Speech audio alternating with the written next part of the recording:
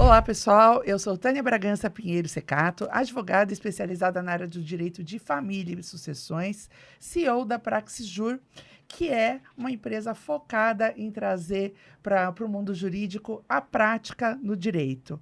E nós temos esse projeto em conjunto com o Dr. Clilton Guimarães, meu amigo advogado, de trazer assuntos que sejam extremamente importantes na área do direito, com convidados de excelência, e não só trazer esses assuntos, mas também curiosidades e polêmicas na área do direito.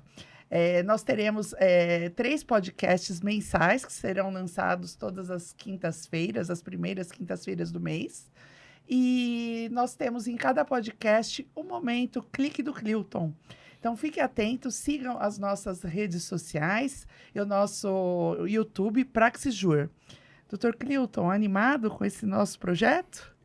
Muitíssimo animado, Tânia, porque hoje a gente já exemplifica isso, receberemos aqui pessoas com muito talento, com muita capacidade de transformar a própria realidade, e especialmente na área do direito, e isso nos alenta bastante, porque além de trazer a nós mesmos muitas informações, isso levará também a todos os que nos veem essa mesma possibilidade de aprendizagem, sejam colegas, advogados, sejam pessoas comuns que se interessem pelo assunto, e nós estamos muito confiantes que nós estaremos prestando um serviço a todos nesse sentido. Praxisjur Conexão Jurídica, o seu podcast jurídico. E eu tenho a honra de ter aqui conosco o Dr. Thomas Nosch, um amigo, já me considero assim. Dr. Thomas é uma pessoa incrível, uma pessoa maravilhosa, uma pessoa que se dedica à advocacia, sendo tabelião, né? Tabelião oficial do primeiro cartório de notas de Santo André.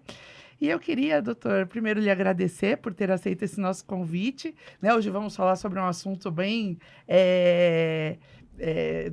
que está tendo muita discussão, mas que ainda é pouco conhecido pela sociedade, né? E que é a adjudicação compulsória. Mas eu queria ouvir um pouquinho de você, um pouquinho da sua história. Conta para nós. Semana passada ouvi lá no nosso STF sendo mencionado pelo ministro Barroso. Eu queria que você contasse um pouquinho para nós. Doutora, obrigado. Doutor, muito obrigado. É uma satisfação imensa poder estar aqui com vocês. É uma alegria mesmo inaugurar aqui esse importante podcast, esse importante fenômeno aqui de discussões jurídicas que eu tenho certeza que vão receber grandes convidados. E eu não poderia deixar de aqui consignar a minha alegria e minha gratidão de estar com vocês. Muito obrigado pelas palavras. A doutora com certeza é realmente uma grande amiga. O doutor também, já conheço já de muito tempo, de outros estudos. Então, para mim é uma honra estar aqui com vocês. Bom, foi no CNJ, né? Foi uma alegria poder receber um convite, inclusive de uma importante pauta, inclusive de violência doméstica, uma questão da FADISA, que era a faculdade lá de Santo André, a Faculdade de Direito de Santo André, que inclusive está fazendo um primeiro convênio, né? Um primeiro convênio com o CNJ em relação ao combate à violência doméstica, de estrutura realmente para as pessoas que não têm o acesso não só o que a gente chama de direito tecnológico, né? O direito hoje ele é feito, há necessidade de uma tecnologia, seja um computador, um link de internet. Então, o CNJ acabou assinando uma cooperação com a FADISA, e como o ministro Barroso, graças a Deus, teve lá na inauguração do cartório, prestigiando e vendo nosso rompimento de paradigma, né? Foi um cartório que traz um pouco, eu sou ex-advogado, traz um pouco de dignidade, devolver para a sociedade, um serviço público, mas exercido em caráter privado, né? E eu não poderia deixar de contar um pouquinho da minha história contando isso, né? Então, várias palestras, doutor, que eu acabo proferindo, o pessoal fala, não, eu sei que cartório que isso aconteceu, e eu prometi que eu nunca vou falar. Se isso for para um corte, eu nunca vou falar isso, tudo bem? Que cartório que é? Mas eu era advogado, tinha acabado de me formar, muito novo, sem experiência. E me falaram, doutor, que fazia inventário extrajudicial em cartório. Não, faz inventário em cartório. Minha avó tinha acabado de falecer, momento de tristeza familiar. Aí eu peguei a documentação, fui num cartório de notas. Porque me falaram que o cartório de notas, esse fenômeno de desjudicialização, extrajudicialização que é tão pulsante. E eu fui até lá. Quando eu cheguei lá, eu fui maltratado pelo cartório. O escrevente desfez de mim. E eu fiquei muito triste naquilo ali, naquele momento, né? E eu sonhava em ser juiz ou promotor, viu, doutor? Eu sonhava. Eu tinha esse sonho de ser juiz ou promotor. E naquele momento, e na época era minha namorada, hoje minha esposa, e ela falava, vai prestar cartório. E eu falava, que negócio de cartório? O quê? Eu quero ser juiz ou promotor, né?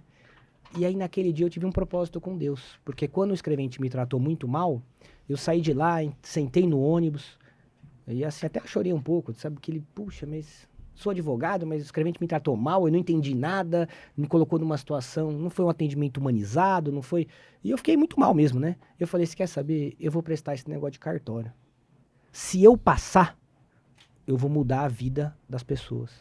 E eu vou mudar a vida do jovem advogado. Por isso que eu tô sempre lá entregando carteiras da OAB, com o nosso presidente lá de Santo André, o Léo sempre me convida, eu participo, levo os jovens advogados a conhecer, né? O jurisdicionado hoje, muitos atos, esse como hoje, que nós vamos falar da adjudicação compulsória, mas eu acho que nós não poderíamos deixar aqui de nos furtar de falar de todos os outros atos, né? Que vem sendo, né, ainda há pouco conversava aqui com o doutor, e nós falávamos sobre a quantidade de atos que está migrando sim para o extrajudicial.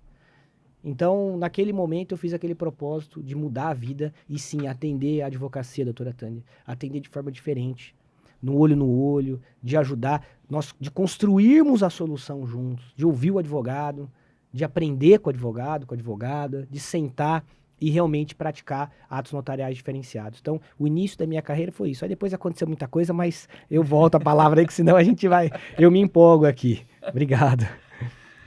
Doutor, vamos entrar no assunto? Podemos, mas há muito assunto a tratar com ele. Muito assunto. Fique à vontade. Eu, assim, se me permitem só...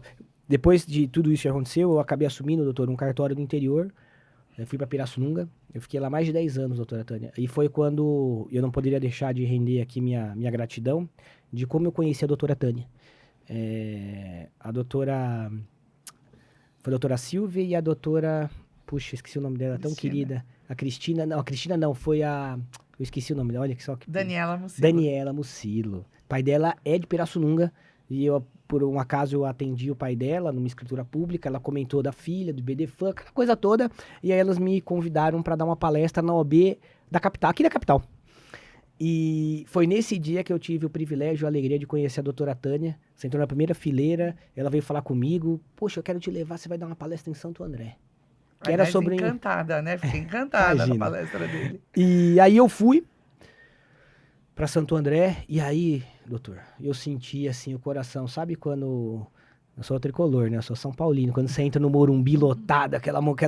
E eu, quando eu cheguei em Santo André para dar essa palestra sobre inventário com menores, com incapazes, que eu fui o primeiro tabelião no Brasil a lavrar o primeiro inventário extrajudicial com menor de idade, graças a Deus. E aí, quando eu cheguei assim na subseção, que eu vi aquela subseção lotada, mas lotada, né? Tinha gente em outras salas assistindo online, e eu já tinha ido para várias subseções.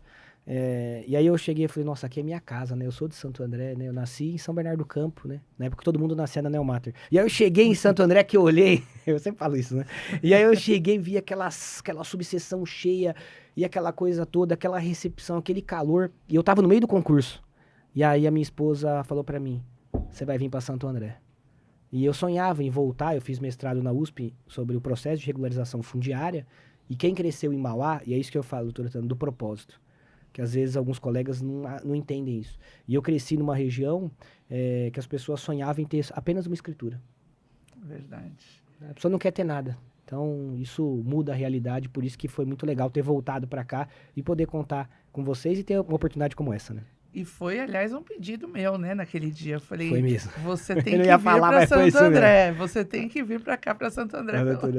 E o concurso estava em caminho. E eu não falei nada, porque eu falei, a gente falar, não sei, o concurso né, são tantas fases, aquela coisa, né, muito, né, existe um imponderável muito grande no concurso, né, e eu não falei nada. E a doutora Tânia, não, você tem que vir para cá, você tem que vir para Santo André, a gente precisa de você. E foi muito legal, então eu fico muito feliz mesmo. Que bom, que bom. Muito feliz. Então, mas e você tem feito a diferença na região, né? até por pertencer, talvez, ao IBDFAN, que é um instituto que traz tantas novidades, né? E eu sei que você palestra muito pelo IBDFAN e tudo mais, mas você lá tem feito lá a diferença. Graças a Deus, mais de 70 anos o cartório estava no mesmo local. Eu vou repetir, né? Mais de 70 anos no mesmo local. Meu antecessor, que tem todo o meu respeito, meu carinho, minha admiração, mas assim, fez poucas mudanças assim substanciais, né? A comarca como um todo, tá? Mas eu vou falar um pouco de mim, não dos outros. Nesses 70 anos, a partir do momento que eu assumi, demorou 11 meses, né? Eu tô aqui há um ano, né? 1 ano e 5 meses, 1 ano e 4 meses aqui em Santo André, lá em Santo André. Mas nós fizemos uma reforma, demorou 11 meses. A doutora Tânia até esteve lá no prédio, são quase 2.000 metros quadrados. Então nós alteramos completamente o cartório com estacionamento subterrâneo, hoje está com gerador, quer dizer, muitas salas de reunião, um ambiente, salas de reunião com isolamento acústico, eu saí de um cartório, doutor, de 9 funcionários para 40, né? Estamos com praticamente 40 funcionários para atender. Eu queria saber assim, o que é que você pensa desse fenômeno da desjudicialização? É um fenômeno antigo para aqueles que não sabem, para as pessoas comuns, que não são colegas, que não são estudantes do direito. É um fenômeno que vem se processando, não é de agora, e que tem levado as grandes questões jurídicas a outros cenários de discussão que não o Poder Judiciário. Isso tem, evidentemente, causas, tem finalidades e envolve muito diretamente os cartórios, os tabelionatos, os cartórios de registro, de um modo geral, que se tornaram também palco, não é, digamos assim, da constituição de direitos eventuais por meio dos seus atos, etc. e tal, o que não era comum, porque aos cartórios cabia uma atividade que não chegaria aí. Então, sob seu olhar, né, assim, a sua escolha por esse caminho teve a ver com essa possibilidade que hoje a gente localiza do crescimento da desjudicialização e digamos assim, da premência que a sociedade brasileira vai tendo, né, de solução de conflitos e que os cartórios, de um modo geral, podem ser um caminho, um meio eficiente para isso? Sem dúvida, doutor. O cartório hoje, o extrajudicial, quando a gente fala de todo o sistema, né? O Constituinte acertou muito, o doutor Nalini sempre fala isso, defende isso, né? O Constituinte acertou muito no microsistema do artigo 236 da Constituição Federal, que estabeleceu que é um exercício, é uma atividade pública, é um serviço público, mas exercido em caráter privado. E por que isso é importante? Porque se eu tivesse no fórum, como tipicamente no passado era, cartório extrajudicial e cartório judicial eram juntos, eu não conseguiria em menos de um ano reformar o prédio para 4 andares, sair de 9 funcionários para 40, sem fazer concurso público de escreventes, sem fazer. Então, a máquina do cartório judicial, ela está muito vinculada e depende muito de todo um organograma, de todo um arquétipo formal do Estado, de atos administrativos. O cartório, você tem uma liberdade, porque como ele é exercido em caráter privado, eu posso fazer isso. O fato é que essa estrutura e essa velocidade gerou, sim, desde vários marcos, mas eu vou citar o mais recente, para quem está nos assistindo aqui, a Lei 11.441 de 2007, que possibilitou inventário, separações e divórcios em cartório. Foi aquele fenômeno, quem advogava naquela época, o cartório não queria fazer, aquela coisa, vai fazer, não vai, não é fórum, não é fórum. Mas, no fundo, o que se demonstrou ao longo de todos esses anos? Uma economia ao erário de bilhões.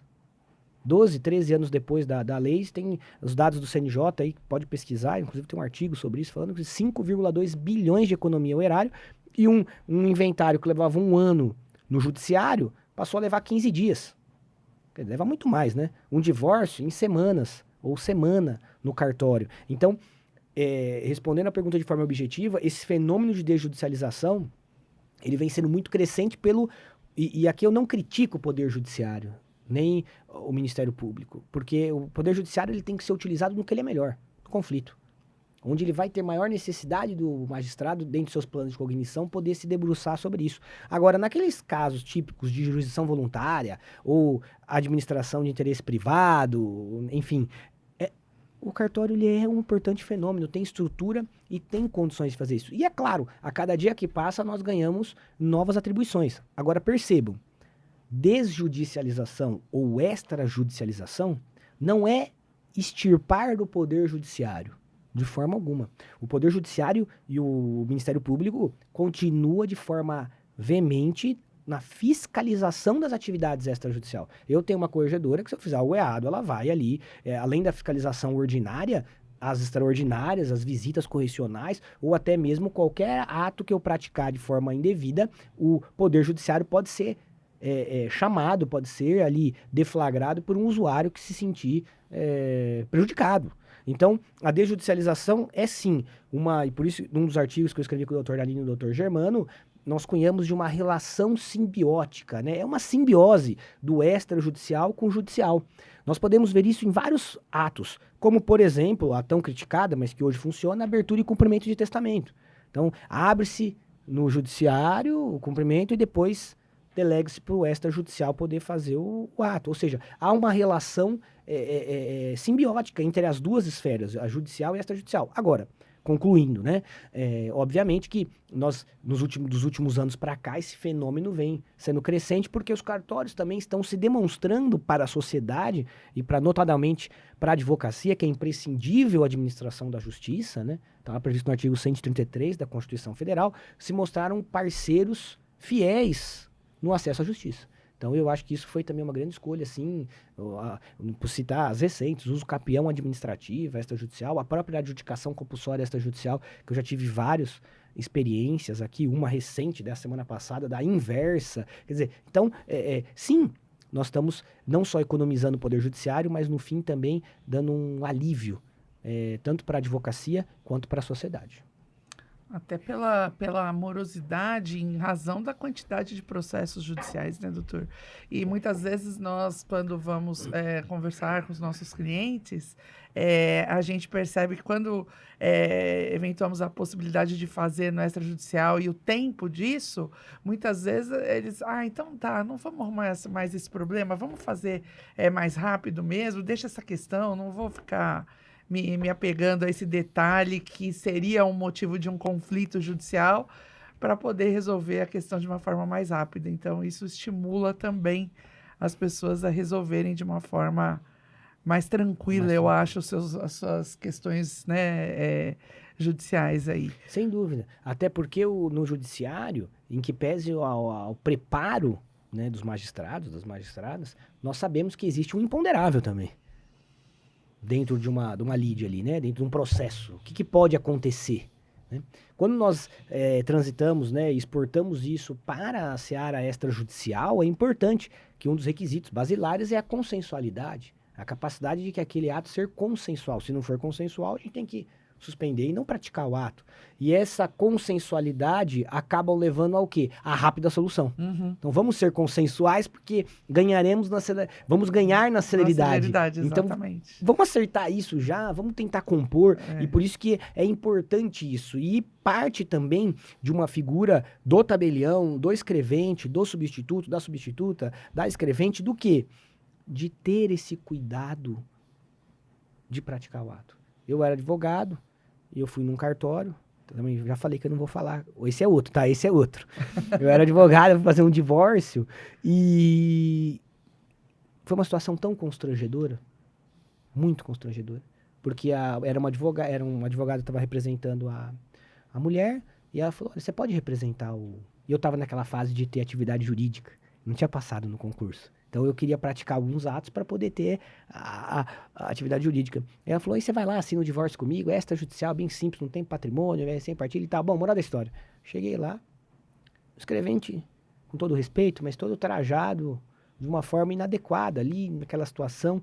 E aí, a gente de pé numa mesa, um monte de gente passando do lado. É um divórcio, gente. As normas da corregedoria exigem um ambiente, uma sala discreta. O cartório não ofereceu isso. Tá errado. E eu já estava estudando aquela coisa toda, né? Eu falei, mas não vai ter uma sala discreta? Que sala discreta o quê? Assina logo esse negócio aí. Eu falei, mas você não vai perguntar da reconciliação? Você não vai ler escritura? Que ler escritura? Já passei a minuta. Assina logo aí. E aí, Muito. não, e é Eu vou te verdade, não falar é? que eu passei isso já numa audiência no juízo, tá? O juiz não quis falar com as partes, mandou assinar na mesinha do escrivão lá fora. Não dá pra fazer isso, tem que ter a São as curiosidades sensibilidade. do direito, né? E assim, isso assusta a gente, doutor. Sabe por quê? No final do dia, sabe o que aconteceu? A ex-esposa estava muito feliz, ela comemorou no meio de todo mundo. E ele se entristeceu e chorou no meio de todo mundo. Eu não sabia o que fazer. Se eu acudia a ele, se eu pegava a escritura, se eu falava com ela, se eu pedia para ela parar de comemorar. Então, assim, é um ato extremamente delicado e que a gente precisa devolver um pouco isso para a sociedade. Aí entra um tema bastante interessante, porque todos os dias alguém se pergunta, já que os atos estão sendo realizados diante de um consenso das partes, etc., e cada vez mais perante tabeliães, por exemplo, que é muito normal, as dúvidas que sempre existem a respeito são as seguintes: qual o papel do tabelião? O consenso não é uma coisa tão simples.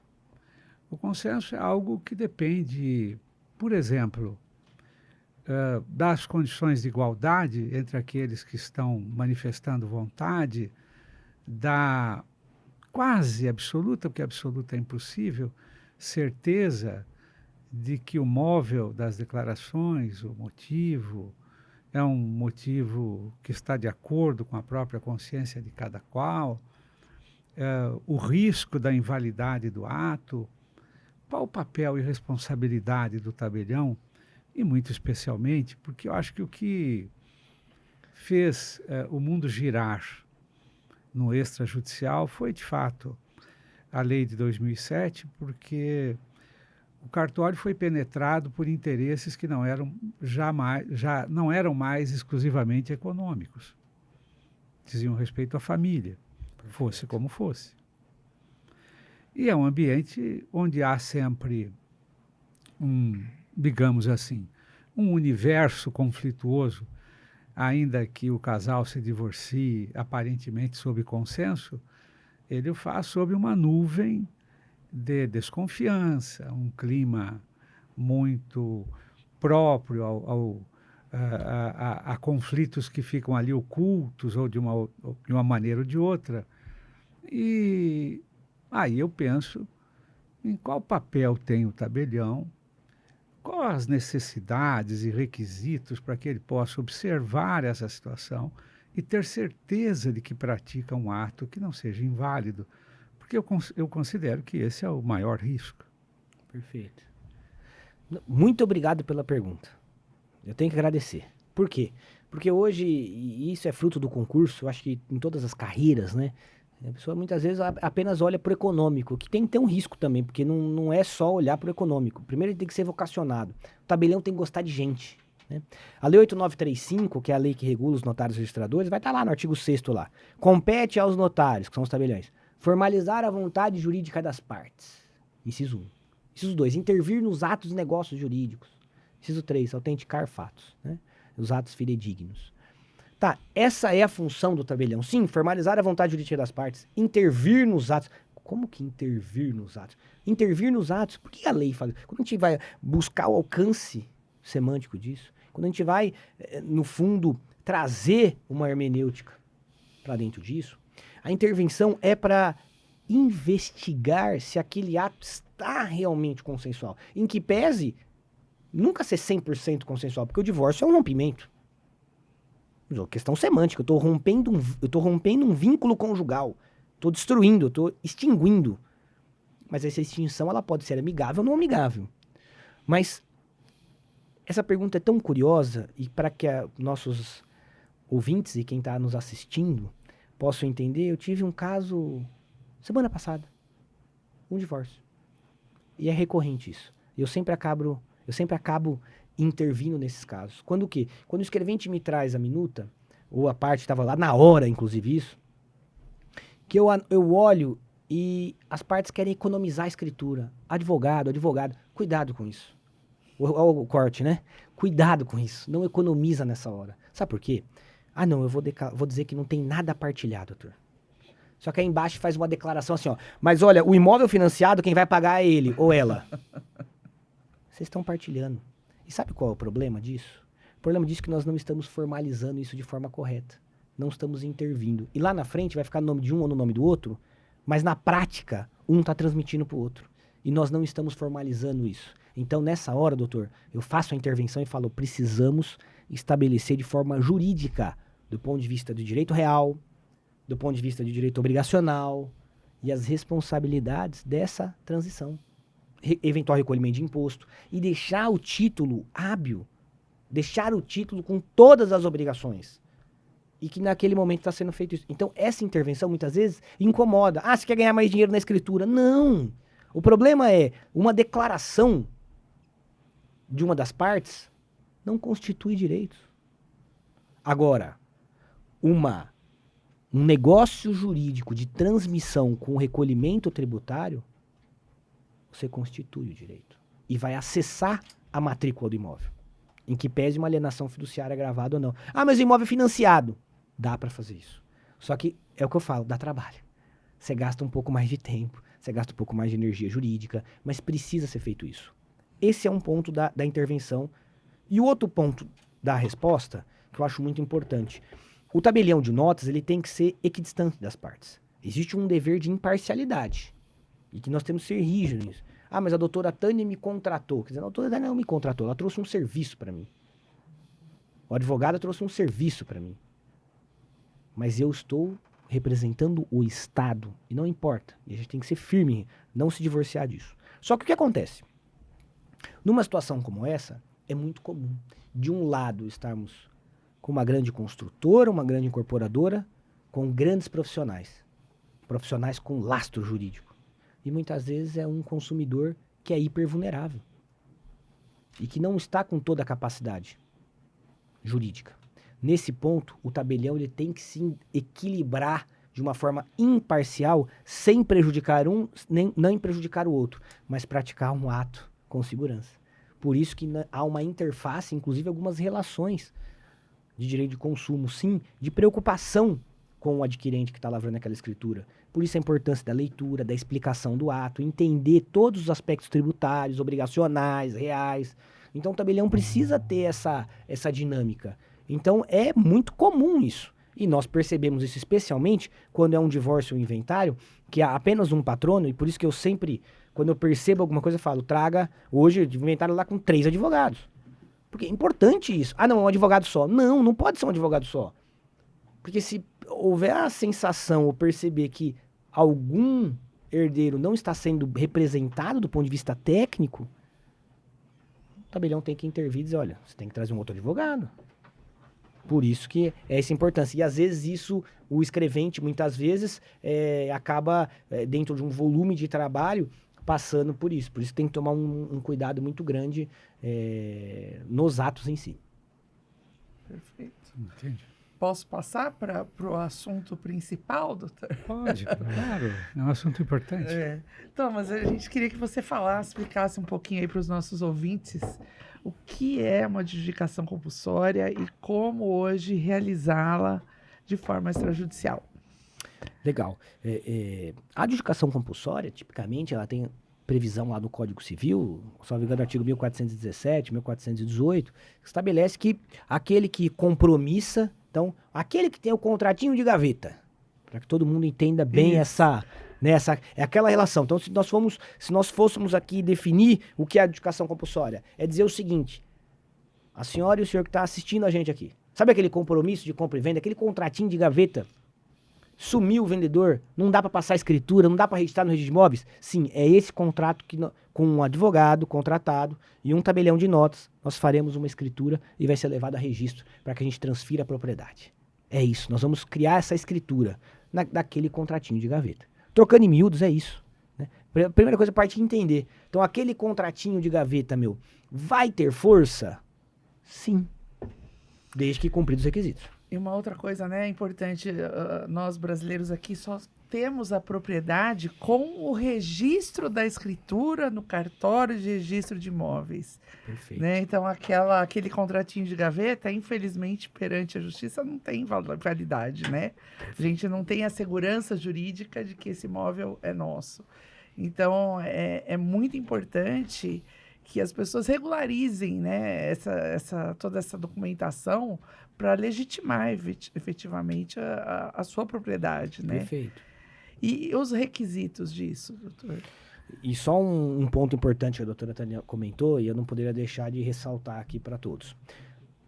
O contratinho de gaveta, se ele for levado a registro desde que preencha todos os requisitos, ele pode acessar um direito real de aquisição do promitente comprador. Ele pode. O problema, inclusive eu defendo isso, né, deixo isso muito claro na minha dissertação de mestrado, é que alguns contratos, ainda que preenchido todos os requisitos, durante muitos anos os registradores imobiliários acabaram gerando uma certa dificuldade na registrabilidade desses títulos. Eu brinco que quase ninguém tem, às vezes, alguma angústia de ter uma nota devolutiva de um registro de imóveis, né? Devolver o título. E aí, muitas vezes, a pessoa leva o título a registro, aí aquilo não é registrado e cai numa gaveta mesmo. Agora, aquela frase de quem não registra não é dono, é uma grande verdade. Então, hoje, há necessidade do registro do título, né? E a escritura definitiva o artigo 108 do Código Civil fala que acima de 30 salários mínimos é decência escritura pública. Veja, doutor, isso não é, como muitos advogam e declaram, que isso é uma reserva de mercado do tabelião, do cartório. Isso não é. Isso é uma proteção. Inclusive, no própria reforma, da proposta de reforma do Código Civil, manteve-se isso. Porque, na verdade, a escritura pública protege o consumidor. Protege o particular de falsidades, de documentos falsos, de, inclusive, fraudes imobiliárias. Olha só o que nós estamos vivendo, esse fenômeno, né? Essa panaceia tecnológica. Não, agora é tudo digital, tudo digital, tudo digital.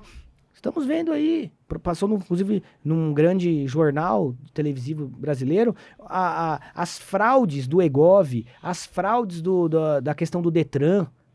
Então, mas tá custando mais caro, igual o cartório que seja, mas há inúmeras fraudes. A junta comercial, eu não me recordo o estado, depois se alguém puder confirmar para mim aqui, mas acho que não sei se é Maranhão, Mato Grosso, já emitiram nota declarando que não vão aceitar mais instrumentos eletrônicos assinados pelo Egov. Nem pelo Egov? Não, inúmeras fraudes pelo Egov, né? Porque o cartório, você tem sim uma segurança jurídica. Então, a tecnologia, inteligência artificial, blockchain, né? Outra coisa é falar que o cartório está no passado. Não, notarchain, o e-notariado é baseado em blockchain. Os cartórios estão muito à frente. Então, a gente tem que entender um pouco sobre isso. Agora, a segurança jurídica do cartório, do sujeito... Doutor, eu toda semana, para não falar todo dia, tem tentativa de fraude no balcão do cartório. Seja documento falso, seja passar um DUT, né? Aquele documento de transferência veicular. Todos os dias, toda semana tem. Então, vamos pro digital. Sim, mas com segurança. Eu conheço bem isso, até porque trabalhei com isso ainda lá no Ministério Público. É muito comum. Isso é algo a respeito do que os tabeliães têm temores justificáveis. São escrituras que são elaboradas por pessoas que, teoricamente, seriam proprietárias do bem transmitido, mas, em verdade, apresentaram documentos falsos, testemunhas falsas, etc. E quando o proprietário real, que é aquele que está lá, né, na tábua registrária, né, descobre o seu patrimônio foi alienado por um terceiro, isso gera grande responsabilidade para os tabeliães, isso eu suponho, um fator de muitos temores. Mas voltando lá à adjudicação, assim, é o que nós todos estamos compreendendo, porque também a gente fala para quem não entende de direito, né? A adjudicação tem um papel importante porque no nosso sistema jurídico, o que transmite a propriedade de um bem imóvel não é a escritura, mas é o registro, e muitas vezes, não é? Aquele que adquire por um contrato, que é muito comum, porque nós somos né, uma nação que vive muito da informalidade, os contratos, por informais que sejam, acabaram recebendo uma reputação, gerando pelo menos, né, um direito real de aquisição, né, quando não significando a própria transmissão do patrimônio, se registrado, etc. e tal, tomando e ocupando o lugar da escritura em algumas hipóteses. E é por isso que nós devemos falar de adjudicação, porque muitas vezes você tem lá uma aquisição qualquer, mantida num contrato, mas não consegue a escritura, ou porque aquele que lhe vendeu se nega a outorgar a escritura, ou porque há um outro tipo de problema.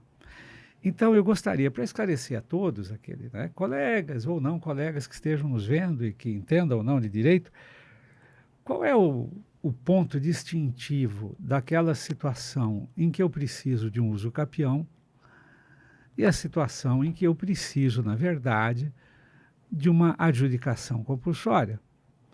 Porque há aí um fator, um elemento que pode induzir a necessidade do uso capião.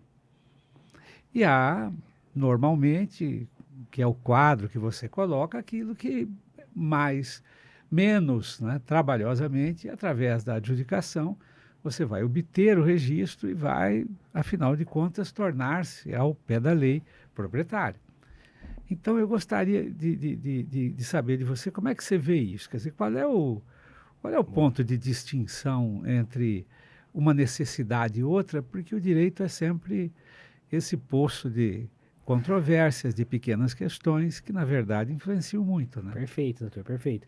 E eu aproveito para responder a pergunta também da doutora, que eram os requisitos. Eu não esquecia que a gente foi... Mas exatamente, está dentro do bojo dessa... É muito interessante, ó, a nossa maior complexidade no momento de atender, né, o cliente, eu estou aqui com o Rodolfo, com a Jaque, que trabalham comigo lá no cartório, é realmente desmistificar e entender isso. É adjudicação ou é uso capião? Porque isso reverbera em inúmeras interfaces. A uso capião, você não recolhe ITBI, que é a modalidade de aquisição originária da propriedade. Então, se toda hora falar uso capião, o município vai ficar sem ITBI. Por isso que o uso capião e o próprio provimento do CNJ fala, tem que justificar o porquê não posso, porque eu tenho que ir direto para o uso capião, né? Mas a adjudicação compulsória, o que diferencia muito, o próprio artigo 1238 do Código Civil, no caso da extraordinária de 15 anos, eu dispenso, inclusive, justo título. Né? Não preciso de nenhum documento que prove aquela relação, né? Apenas a relação possessória. Esse é o primeiro sinal, um grande sinal distintivo da adjudicação. Na adjudicação compulsória, eu preciso do contrato de gaveta. E especialmente com a firma reconhecida, até para mostrar a anterioridade, mostrar que aquilo é necessário o reconhecimento de firma? Não, não é obrigatório, mas eu quero dizer que isso fomenta, porque o registrador imobiliário, nós vamos fazendo essa ata de adjudicação compulsória, que está fazendo meio que uma função ali de uma primeira... Veja, não quero comparar, é para facilitar para quem está aqui nos assistindo, tá? Mas é aquela ideia do juiz, daquela primeira ali, de uma sentença ali, não é uma sentença, mas de uma decisão interlocutória, vamos assim dizer, ali dizendo, olha, tem a propriedade, tem o contrato, está bem consubstanciado, mas aí eu preparo isso e envio para o registrador imobiliário. Aí o registrador imobiliário vai olhar se atende os requisitos previstos no artigo 216b da Lei 6.015, que nós vamos falar aqui, ata notarial, quitação, principal problema. Eu vou falar, quitação. Instrumento particular, que não precisa ter, eu não preciso registrar todos os compromissos, eu posso ter uma cadeia de 5, 6 compromissários, cedentes e cessionários e adjudicar a última, desde que eu comprove toda a cadeia. Então eu posso demonstrar toda essa cadeia e que há uma economicidade tributária. Foi muito bem o legislador nesse sentido. E especialmente, e um outro sinal grande distintivo da usucapião para a adjudicação compulsória é que na usucapião eu preciso ter um cumprimento real da função social da propriedade na vertente tributária, né? Pagamento de tributos, impostos, IPTU notadamente. Já na adjudicação compulsória, ainda que não seja expedida a certidão, eu consigo adjudicar o bem, porque eu estou adjudicando a obrigação. Esse contratinho de gaveta, que está o senhor e a senhora aí na mão, eventualmente olhando já, vai estar lá escrito que respeita os sucessores e que geralmente vai ter lá da outorga da escritura definitiva. A parte é obrigada a passar a escritura definitiva. A adjudicação compulsória, na verdade, é o quê? É compelir o vendedor, seja porque sumiu, seja porque ninguém encontra, seja porque morreu, a passar a escritura, ou seja, a transmitir compulsoriamente, ou seja, sem a participação dele, direto para o promitente comprador, que tem um direito ali resguardado, que o direito que tipicamente era só judicial isso. Ah, mas por que o extrajudicial consegue fazer isso? Porque há um rito muito claro. Então, além de preencher os requisitos por meio da ata notarial, que o tabelião vai fazer uma primeira análise.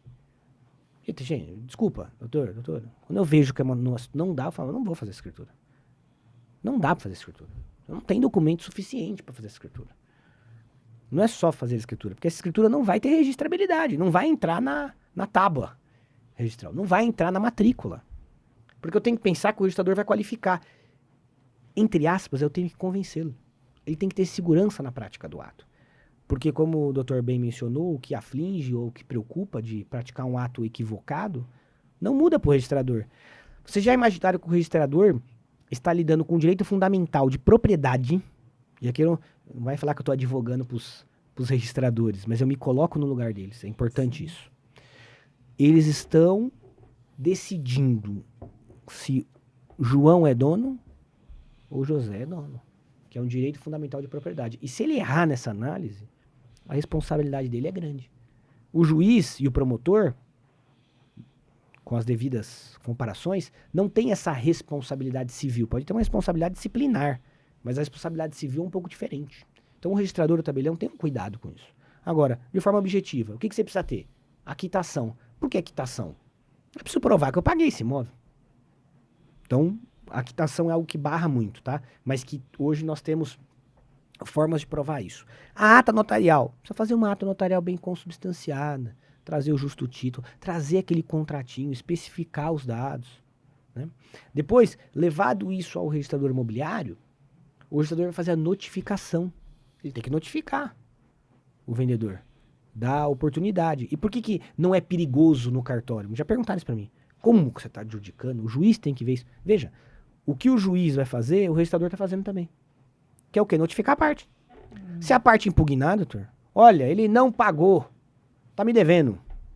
Parou o processo administrativo. Isso vai ser convolado, isso vai ser enviado ao judiciário. E aí vai fazer prova, e aí é discussão. Quando que é uso capião? Hoje, se nós analisarmos o Código de Processo Civil, a Lei 3.105 de 2015, foi extirpado, né, foi tirado o procedimento especial do uso capião. Por isso que algumas decisões, inclusive da Vara de Registros Públicos aqui da capital, progressistas, dizendo, olha, a uso capião administrativa tem mais regramento do que a judicial. Dizendo até que poderia ser a regra do sistema, né? Mas veja, se a qualquer momento, doutor, tiver uma impugnação, dizendo, opa, peraí, você não pode adjudicar porque nem conhece esse contrato, o que você está apresentando? Parou o extrajudicial e vamos para o judiciário. Então, essas são as grandes diferenças. A uso capião, você tem que ter um conjunto probatório maior para demonstrar, inclusive, todos os requisitos, né? Posse, coisa, tempo. Então, você precisa ter um conjunto probatório maior. A adjudicação compulsória, ela é mais, digamos assim, a análise, ela é mais sumária, porque você tem um contrato, você vai ter a quitação, você vai ter a relação jurídica com o antigo proprietário, você tem isso mais consolidado, mais consubstanciado documentalmente. Por isso que você adjudica o documento e não desenvolve todo um complexo normativo de aquisição da propriedade. Perfeito. E antes de fazer só uma pergunta, queria ressaltar o nosso patrocinador, a Voice Training, cursos de oratória que está nos apoiando e é a nossa direção aqui, né, doutor? Nosso amigo Sidney Botelho, nosso amigo muito Sidney profissional, Botelho. Excelente. Tá aí o doutor, o Sidney. Um bom caminho. Obrigado. Muito bom. O Thomas conhece, o doutor Thomas conhece também, né? Tá sempre fazendo o nosso cerimonial. Então é isso.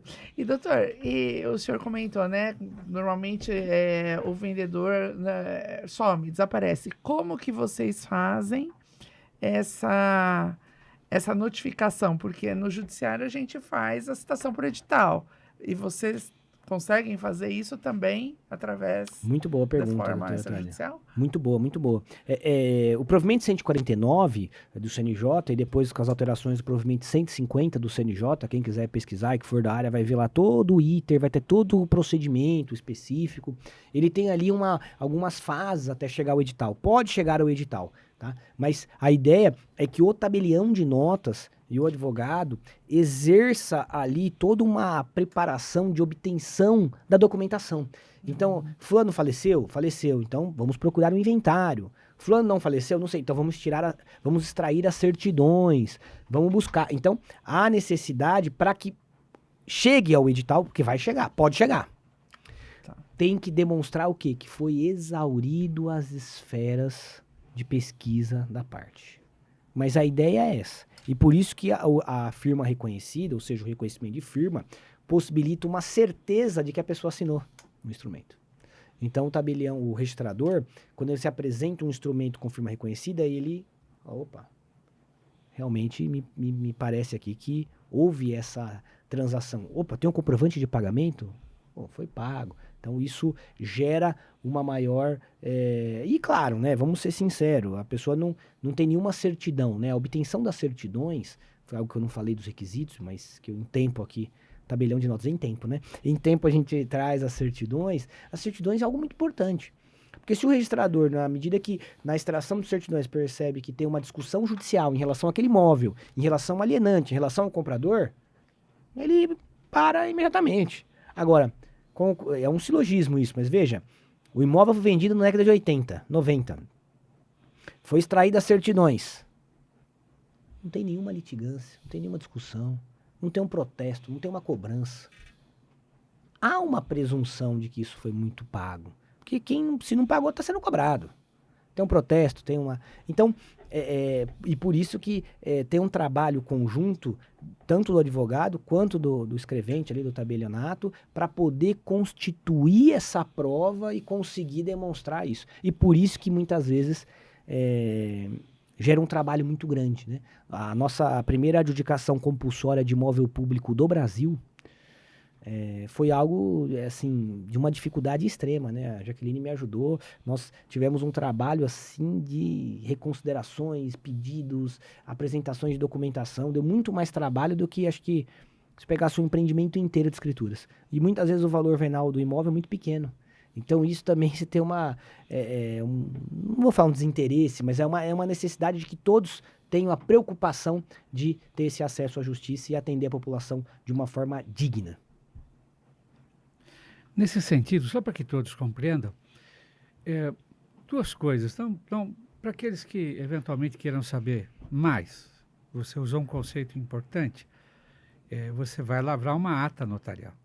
Então, explique a todos o que é uma ata notarial. Boa, doutor. E no mundo, no universo da adjudicação, por que você lavra uma ata notarial? É para certificar que as coisas estão bem e que o caminho da adjudicação está aberto? Qual o sentido disso? A ata notarial tem previsão no artigo 384 do Código de Processo Civil e o legislador teve uma sapiência, uma preocupação, inclusive, de colocar a ata notarial como uma primeira prova típica ali, de uma importância gigantesca. Porque a ata notarial é aquele ato na qual o tabelião, por meio de seus sentidos, olfato, visão, ele capta aquele fato que pode ser jurídico ou não, pode ser jurídico ou não.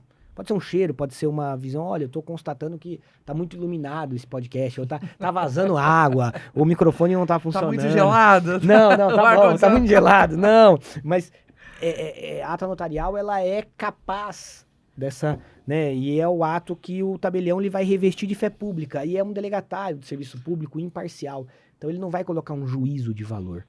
Então ele vai identificar uma infiltração num condomínio, tá saindo água do prédio de cima ou de baixo. Então ele vai lá, constata isso, tira a foto e coloca no livro, né? Coloca na escritura. Essa é a ata notarial, um meio de prova, tá? Que pode ser em qualquer tipo, seja no dia de família, uma conversa de WhatsApp, conversa de WhatsApp que é muito comum, que hoje é muito comum e que o STJ só recepciona por ata notarial, que é muito importante. E a ata notarial de adjudicação compulsória, ela é dúplice, né? Ela tem duas funções. A primeira é que é isso, de constatar de forma circunstanciada aquela relação jurídica. Então, seja o contrato, seja as informações, seja a conta de água, conta de luz, ou quitação e demais documentações cabíveis ali para garantir aquele direito de acessar o registro. Mas, por outro lado, essa foi inclusive uma das defesas de colocar como a ata notarial de adjudicação como um requisito legal da lei, foi para não furtar a aplicação e a burla do artigo 108 que obriga a escritura pública dos imóveis, do cartório fazer a escritura. Porque imagine a situação se não tivesse a escritura de adjudicação, a parte simularia uma ausência de não assinar a escritura e depois faria isso sem escritura pública. Então, por isso que veio também a ata notarial por uma questão até tributária. Recolhimento de impostos. Exatamente. Então, há também não um tem aspecto... jeito, né? A gente está preso Exato. nisso. Não tem como. Há um aspecto de fiscalização e, claro, também de importância. O ato, quando ele é complexo, né, tem a figura que eu defendo muito isso, tá? Como ex-advogado, né? O Léo fala que eu não posso falar isso. Uma vez advogado, sempre advogado, mas veja, o advogado tem responsabilidade também. A gente precisa valorizar isso, não só a capacidade postulatória, mas a responsabilidade dele no ato. E quando nós juntamos o tabelião, o advogado, e muitas vezes até algum profissional técnico, uma testemunha, nós formamos um grande complexo probatório. Então isso também é importante, essa responsabilização dos advogados. E por isso que até as normas hoje permitem o advogado declarar que o documento é autêntico. Quer dizer, isso é uma responsabilidade. Se ele dizer isso de forma equivocada, ele pode responder civil e criminalmente, né? Então eu acho que esse é o ponto, mas a ata notarial é isso. Basicamente é isso. Eu acho bem completo, né? Eu acho que está no momento do clique do Clilton. Já, então. Tão cedo, né? Tão cedo. Tão rápido. Passou rápido, a conversa é cedo. boa, Não a companhia é boa, a coisa vai longe. O doutor sempre muito claro, né? Muito Obrigado. assertivo Imagina, nas é bom. respostas. Traz de forma leve e compreensível, né, doutor Thomas? Obrigado. Isso Hoje, com certeza... o que o Thomas nos disse é que hoje é possível você ter uma advocacia exclusivamente extrajudicial. Sem dúvida. Se a depender da área em que você atue ou que você goste, é isto mesmo. É isso mesmo. Eu conheço, inclusive, algumas advogadas que são clientes no cartório. Hoje elas fazem parceria quando é litigioso, contencioso, não assumem nenhum processo e são tipicamente 100% extrajudicial, porque entende que tem um maior valor agregado, tem um tempo maior, consegue ter uma maior rentabilidade, consegue ter os honorários de forma mais rápida e consegue ter até mais dinamismo nisso. Então, e é claro, tem que ter um cartório parceiro, tem que ter sim um escrevente, um tabelião que você possa confiar, que você possa contar, de sentar, trocar uma ideia, achar a solução. E, no fundo, a prática dos atos, que tem campo e possibilidade de inúmeros acordos, inúmeras escrituras, né? Seja uma escritura de comodato, seja uma escritura de locação. São Santo André, eu converso com todos os imobiliários, eu nunca fiz uma escritura de locação. Quer dizer, poxa, é totalmente possível, ter previsão nas notas explicativas, é algo que você pode oferecer como um produto diferenciado, dar segurança para o seu cliente. Então, tem muitas formas de apresentar um serviço diferenciado. O que precisa? Sim, é um mínimo de estudo e desenvolver alguns produtos. Entregar uma experiência diferente para o seu cliente. Eu acho que isso é um ponto que é importante. Antes do meu clique, para finalizar, só uma coisa. Vamos chegar ao tempo em que as pessoas não precisarão pisar o território do cartório para resolver extrajudicialmente o seu problema? O e-tabelião, o e-notariado, o e-notariado é hoje já uma já temos, realidade? já é uma realidade. Eu vivenciei isso no cartório do interior e posso garantir que a cada dia que passa aumenta o número de atos eletrônicos e híbridos, que também é possível. Então, um assina eletronicamente, o outro assina fisicamente.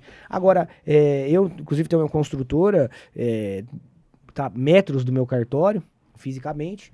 De vez em quando vai lá tomar um café, bater um papo, conversar, mas todas as escrituras é feito eletronicamente.